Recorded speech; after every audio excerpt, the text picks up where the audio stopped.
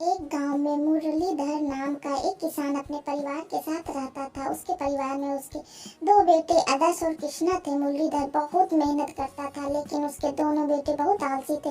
मुरलीधर अपने बेटों को इस आदत से बहुत परेशान रहता था। एक दिन उसने अपने पत्नी विभा से कहा, हमारे दोनों बेटे घर में पड़े रहते हैं, क्या ये कभी कोई काम करेंगे या नहीं? विभा ने दुखी होते हुए कहा, आप काम की बात कर रहे हैं? ये तो खाने के अलावा उठकर बैठते भी नहीं है, दिन भर बिस्तर पर लेटकर सोते रहते हैं। मुरलीधर सुबह तड़के ही खेत पर जाने के लिए निकल जाता था। एक दिन उसने सोचा, क्यों ना मैं बीमारी का बहाना बनाकर घर पर रुककर अपने बेटे को खेत पर भेजूं। यह सोचकर अपने पेट का दर्द का बहाना किया और अपने दोनों बेटों से कहा, बेटा आज दोनों बेटे से कहा, बेटा आज मेरी तबीयत ठीक नहीं है और खेतों में कटाई करनी बहुत जरूरी है, तुम दोनों आज खेत पर जाकर कटाई का काम करो। यह सुनकर आदर्श ने कहा, पिताजी आप चिंता ना करें, हम दोनों अभी जाकर कटाई शुरू कर देते हैं। मुरलीधर बहुत खुश हुआ। उसने जल्दी से अपने बेटे को काम समझा कर खेत पर भेज दिया। उनके जाने के बाद मुरलीधर अपनी पत्नी विभा से कहा, तुम तो बेकार ही इन्हें आलसी कहती रहती है, देखो आज मेरे दोनों बेटे जाकर खेत काटेंगे और मेहनत करेंगे। यह सुनकर विभा हंसने लगी। फिर उसने अपनी हंसी रोक कर कहा, आपसे ज्यादा मैं अपने बेटे को जानती हूँ, आप कल जाकर देखना, वे दोनों एक दिन का भी नहीं काटेंगे। यह सुनकर मुरलीधर बोला, चलो कल पता लग जाएगा वो दोनों आलसी हैं या मेहनती। शाम को दोनों बेटे वापस आ जाते हैं।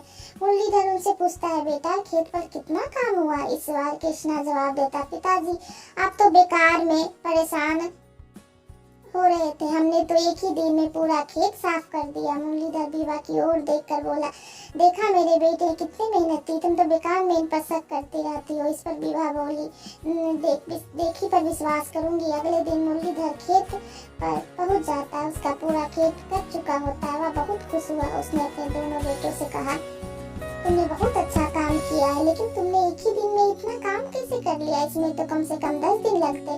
तभी आदर्श बोला, पिताजी हमने आसपास के गांव वालों को बुलाया और कहा पूरे खेत को एक दिन में काट, तो उन्होंने पूरा खेत एक दिन में काट दिया। हम तो वहाँ पेड़ के नीचे सो गए थे। मुरलीधर बोला, क्या? और फसल का क्या हुआ? तभी कृष्णा बोला, जिस गांव वाले से जितनी काटी गई वे उतनी ले गए, यहाँ तक कि कुछ गांव वाले तो फसल का गट्ठर घर रखकर दोबारा फसल काटने आ गए। देखते ही देखते पूरा खेत कट गया। यह सुनकर मुरलीधर ने अपना सर पकड़ लिया। हे भगवान, तुम दोनों ने पूरे साल की मेहनत एक दिन में मिट्टी में मिला दी। इससे तो तुम दोनों घर पर ही रहते। यह देखकर विभा बोली, अब हम पूरे साल अपना आराम पालन कैसे करेंगे?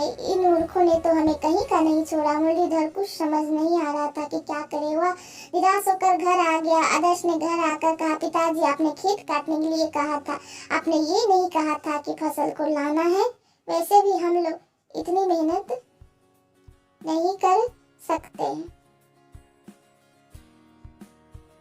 अगले दिन मुरलीधर ने कहा, तुम दोनों को ये घर छोड़कर जाना होगा, मैं तुम्हारा बोझ अब नहीं उठा सकता। मैं और मेरी पत्नी किसी तरह गुजर बसर कर लेंगे, चलो निकलो यहाँ से। मुरलीधर दोनों बेटों को घर से निकाल देता है।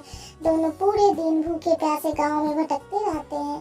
शाम तक उनका भूख से बुरा हाल हो जाता है। किसी तरह वो अगले दिन वे दोनों एक बनिए के खेत पर पहुंच जाता है। आदर्श बनिया से कहता है, सेठ ही हमें कुछ खाने को दे दीजिए, बदले में आप जो भी काम कहेंगे हम कर देंगे। सेठ उन दोनों को खाना खिला देता है, बदले में पूरे दिन उनसे मजदूरी करवाता है। शाम को दोनों उसी पेड़ के नीचे आ जाते हैं।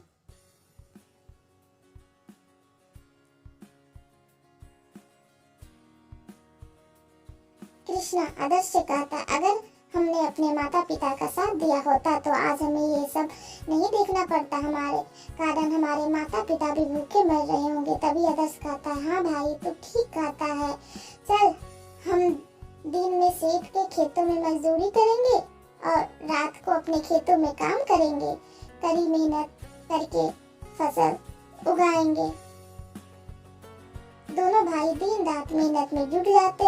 इधर मुरलीधर एक सेठ की दुकान पर नौकरी कर लेता है और काम तनख्वाह में किसी तरह अपनी गुजारा बसर कर रहा था। इसी बीच गांव में एक प्रतियोगिता होती है जिसमें सबसे अच्छी फसल के लिए इनाम दिया जाना था। मुरलीधर भी प्रतियोगिता देखने पहुंच जाता है। जब इनाम की घोषणा होती है तो पहला पुरस्कार मुरलीधर को मिलता है। यह देखकर वो कहता है, आपसे कोई गलती हुई है, मेरी फसल तो पहले ही बर्बाद हो चुकी है। तभी गांव का जमींदार कहता है, मुरली भाई, यह कमाल तुम्हारे दोनों बेटों ने किया है। इन दोनों रात दिन मेहनत करके बहुत कम समय में फसल उगाकर नया रिकॉर्ड बनाया है। तभी उसके सामने उसके दोनों बेटे खड़े हो जाते हैं। आदर्श और कृष्णा उसके पैर पकड़ लेते हैं। पिताजी, हमें माफ कर दीजिए, हमें अपनी गलती का एहसास घर से निकलते ही हो गया था, इसलिए हमने मेहनत करके यह फसल उगाई है। मुरलीधर की आंखों में आंसू बह रहे थे। उस दिन के बाद तीनों बाप बेटे मेहनत करने लगे।